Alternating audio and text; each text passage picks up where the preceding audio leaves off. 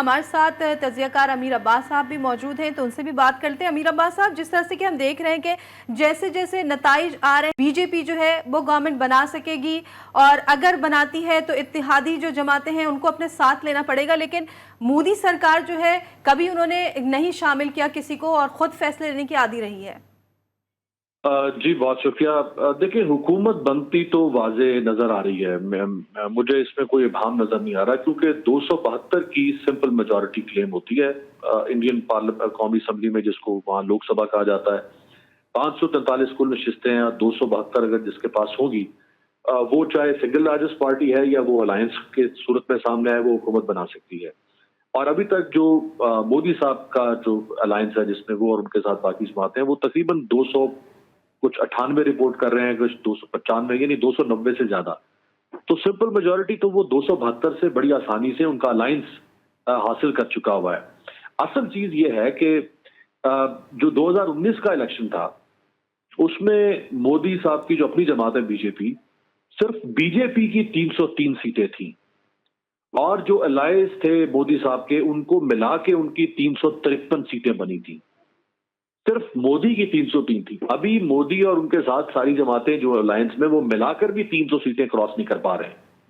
تو یہ بہت بڑا سیٹ بیک ہے مودی صاحب کا، کہ وہ دعویٰ کرتے ہیں کہ انہوں نے وہاں پہ ڈیجیٹل انڈیا کیا، انہوں نے وہاں پہ انڈیا کو مارکیٹ کیا دنیا میں، انہوں نے ایک بہت بڑا معاشی انقلاب لے کر آئے، وہ باہر سے فورن ڈائریکٹ انویسٹمنٹ لے کر آئے، انہوں نے لوکل گورنمنٹ سسٹم کے ذریعے سے پیسہ نیچے ٹرانسفر کیا، اکنامک ڈیولپمنٹ کی۔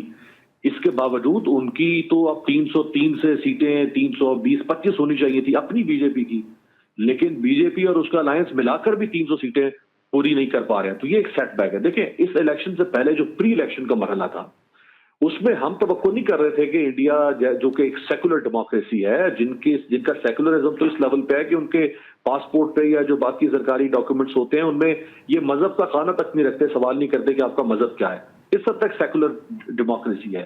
لیکن مودی صاحب نے اس سیکولر ڈیموکریسی کی جو فاؤنڈیشن ہے، اس کو جیسے ہلانے کی کوشش کی، ہندوتوا اور ہندوازم کے جذبات کو ابھارا، مسلمانوں کے خلاف نفرت آمیز تقاریر کی، اس بات کا کریڈٹ لیتے رہے وہ کہ ہم نے فلاں مسجد کو گرا کے رام مندر بنا دیا، اور اب ہم فلاں مسجد کو گرائیں گے اور وہاں پہ یہ مندر تعمیر کریں گے۔ مودی صاحب تو لینڈ سلائڈ وکٹری کے لیے ان کا جو نعرہ تھا، جو ان کی کیمپین کا نعرہ تھا، وہ تھا اس بار 400 بار پار، یعنی اس دفعہ ہم 400 سے بھی زیادہ سیٹیں حاصل کریں گے 543 میں سے، 400 سے بھی زیادہ۔ ابھی تو وہ 300 سیٹوں تک بھی نہیں پہنچ پا رہے اپنے الائنس کے ساتھ۔ دوسری طرف جو کانگریس ہے، بڑی پارٹی، ان کے جو راہل گاندھی ہیں، انہوں نے کشمیر سے کنیا کماری تک مارچ کیا، جگہ جگہ عوام میں گئے، بڑی خوب ڈٹ کر انتخابی مہم چلائی۔ ان کو بھی کسی بھی ڈیموکریٹک سوسائٹی اور الیکٹرل پروسیس میں جس طرح انہوں نے کیمپین کی ہے، وہ بھی میرا خیال ہے کریڈٹ کے مستحق ہیں۔ لیکن الیکشن سے پہلے مودی صاحب نے کانگریس کے بینک اکاؤنٹس کو فریز کیا، کانگریس اور اس کی جو الائز پارٹیز تھی ان کے لوگوں کو گرفتار کیا، عام آدمی پارٹی کے سربراہ اروند کیجریوال کو گرفتار کیا، پھر انہیں انڈین سپریم کورٹ نے بیل دی اور کہا کہ آپ کو 1.5 ماہ تک کا وقت ہے، آپ جائیں اور آپ اپنا الیکشن لڑیں، جو آپ کا فنڈامنٹل رائٹ ہے۔ اور ایجنسیز، ابھی آج کچھ دیر پہلے جو کانگریس کے لیڈرز نے، راہل گاندھی اور باقی لیڈرز نے جو پریس کانفرنس کی ہے، جس میں انہوں نے اس الیکشن کے اوپر اپنی پارٹی پالیسی دی ہے، اس میں بھی انہوں نے بتایا کہ ایجنسیز کے ذریعے سے ہمیں دبانے کی کوشش کی گئی، اور جو کوئرسو ٹولز استعمال کرتی ہے ریاست، وہ استعمال کیے گئے۔